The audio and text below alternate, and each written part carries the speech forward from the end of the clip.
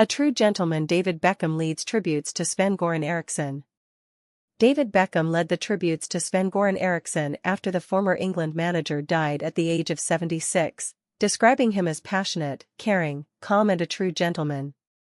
The Swede became England's first overseas manager and led them to the quarter-finals in 3 successive tournaments during his spell in charge between 2001 and 2006. Eriksson, who also managed Manchester City, Lazio, and Roma, revealed in January 2024 that he had been diagnosed with terminal cancer and that he likely had at best about a year to live. Eriksson died at home in Björkfors, near Sun, on Monday morning, surrounded by his family. Beckham posted footage of a recent meeting with Eriksson on Instagram and wrote, "We laughed, we cried, and we knew we were saying goodbye.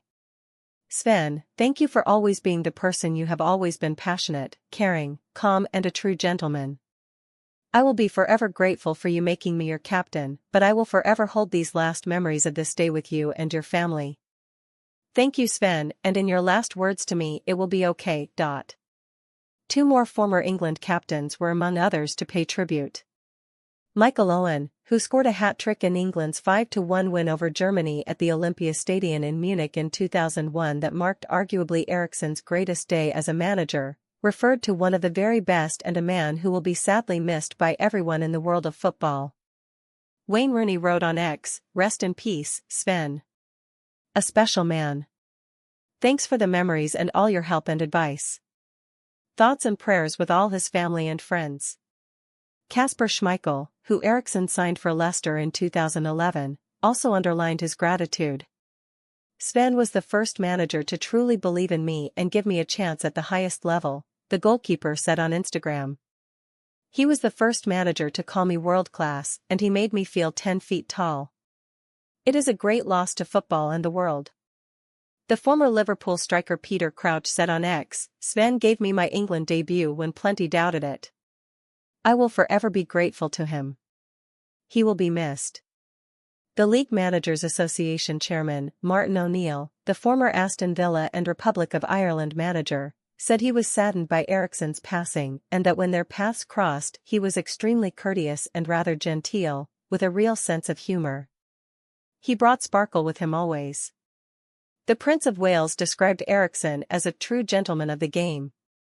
In a tribute posted on X, Prince William, who stepped back from his role as president of the Football Association in July, a position he had held since 2006, said, "Sad to hear about the passing of Sven-Göran Eriksson.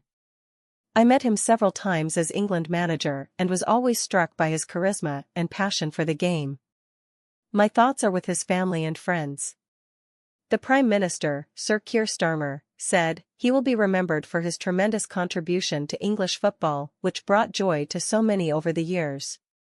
Eriksson grew up in Värmland, western Sweden, a Liverpool supporter, and realised his dream of managing his favourite team in a charity match at Anfield in March. Eriksson's co-manager that day was Ian Rush, Liverpool's all-time record goalscorer, and the former striker John Aldridge was also part of his staff. "Myself, Ian Rush and John Barnes were on the bench," Aldridge told BBC Radio 5 Live. "He kept saying to us, 'This is amazing, this is unbelievable.' He got what he always wanted as a child, to manage a Liverpool side. It was so special. When they sang 'You'll Never Walk Alone' to him, he was just a gem of a man." Eriksson's years in charge of England were marked by scandal over his private life, including newspapers revealing affairs, and he departed from his post at the end of the 2006 World Cup, having been caught up in a tabloid sting in the January of that year after he told the fake sheikh that he would be willing to manage Aston Villa were they to be the subject of a Middle Eastern takeover. "Despite a crisis or two we always smiled," said Adrian Bevington, who worked alongside Eriksson as the Football Association's Director of Communications.